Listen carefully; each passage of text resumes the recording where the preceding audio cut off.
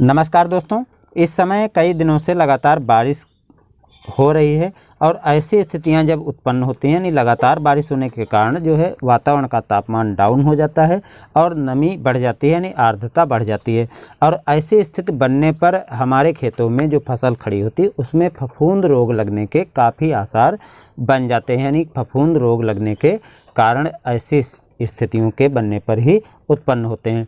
तो यदि आपके खेत में गन्ना खड़ा है तो गन्ने में जो रोग आपको जुलाई के अंत में अगस्त के प्रथम सप्ताह में देखने को मिलते थे वो आपको जून के अंत तक यानी जुलाई के प्रथम सप्ताह तक देखने को मिल सकते हैं, क्योंकि ये स्टेज लगभग जुलाई महीने के करीब करीब आती थी, लेकिन इस बार जून महीने के प्रथम सप्ताह से ही लगातार बारिश हो रही है, जिसके कारण तापमान गिरना और आर्द्रता बढ़ने के कारण आपके खेतों में जो गन्ने की फसल खड़ी है उसमें फफूंद जनित रोग लगने की संभावना बढ़ जाती है। ऐसे में आपको बता दें कि पोका बोइंग, रेड राट और कंडुआ जैसे रोग आपके गन्ने की फसल में लग सकते हैं।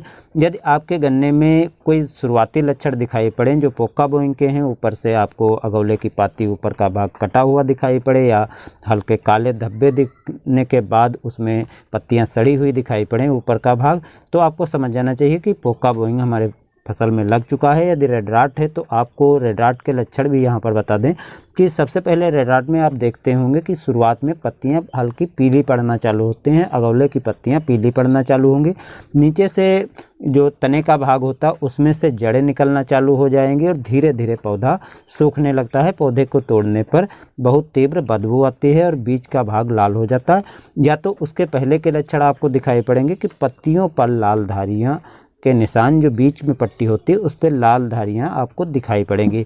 यदि ये कंडीशन दिखाई पड़ी तो आपको समझ जाना चाहिए कि आपके खेत में रेड राट का आक्रमण हो चुका है और कंडुआ रोग भी इस समय लगने की संभावना बन जाती है। तो यदि आपके खेत में कुछ गन्ने के पौधे बहुत पतले होकर के ऊपर जाते हैं और एक छड़नुमा आकृति निकलती है तो आपको तीनों स्टेजों में समझ जाना चाहिए कि ये हमारे गन्ने की फसल में शुरुआती लक्षण हमको दिखाई पड़ रहे हैं। ऐसी स्टेज में यदि आपके खेत में रेड राट या कंडुआ रोग दिखाई पड़े तो इनको देखते ही आपको कुछ काम जरूर कर लेने चाहिए, उसके बाद ही दवा का स्प्रे करें।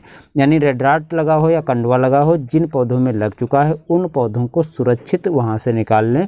उसके बाद ब्लीचिंग पाउडर उन गड्ढों में डाल दें।